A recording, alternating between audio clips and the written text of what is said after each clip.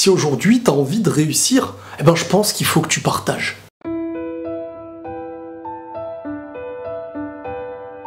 Toutes les meilleures sensations qu'on se doit de ressentir, quelque part, sont liées au partage. Et quand je parle aujourd'hui de partage, je parle pas obligatoirement de donner de l'argent, d'en recevoir ou de donner de la nourriture, enfin, peu importe le domaine, tout ce qui nous aide à avancer aujourd'hui et ce qui comble notre personne, en fin de compte, c'est ce qu'on arrive à apporter à l'autre. Rappelez-vous de cette sensation que vous avez lorsque vous avez aidé, par exemple. Lorsqu'une personne se sent très mal et qu'elle vient vous dire « merci, grâce à toi je vais mieux ». L'amitié, l'amour, la famille, eh ben c'est ce que j'appelle le partage. Cet amour qui comble dans ton cœur une chose qu'aucune autre ne pourrait remplacer. Et pour le comprendre, on va parler un peu de la solitude.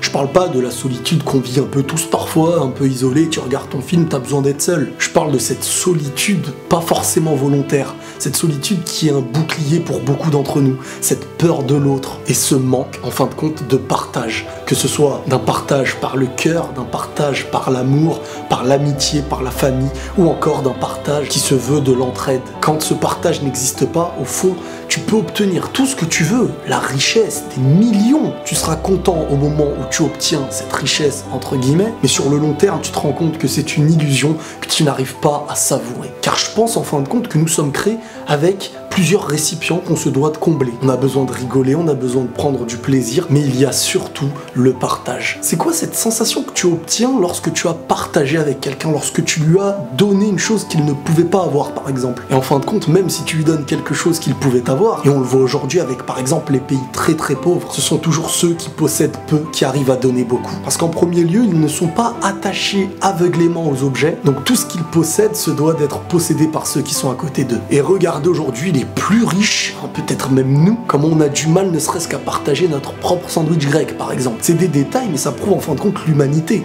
Qui sont les plus souriants dans la misère? Ceux qui la vivent. Qui sont les plus malheureux dans le matériel, dans la vie qui est censée être le bonheur, la bonne santé? Les gens qui la vivent aussi. C'est une triste réalité, mais elle est vraiment réelle.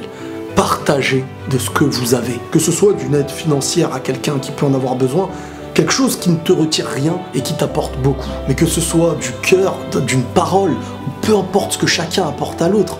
Autant qu'un homme peut apporter à sa femme, qu'une femme apporte à son homme, d'un enfant à sa mère. De tout ce qui arrive à combler un cœur à l'aide d'un autre cœur. Cette vidéo que je fais en soi, c'est un partage. Je partage d'une vision. Je dis pas que c'est la meilleure, mais quoi qu'il en soit, même si elle touche qu'un petit pourcentage, eh ben elle pourra aider. Et le fait de savoir qu'un partage peut aider une personne qui peut-être va mal, qui se lève le matin avec de la tristesse, peut-être que le lendemain, elle se réveillera avec un peu plus de joie. Ne sous-estimez jamais le partage que votre propre être peut apporter à l'autre. Sinon, à part ça, prenez soin de vous et la paix sur vous.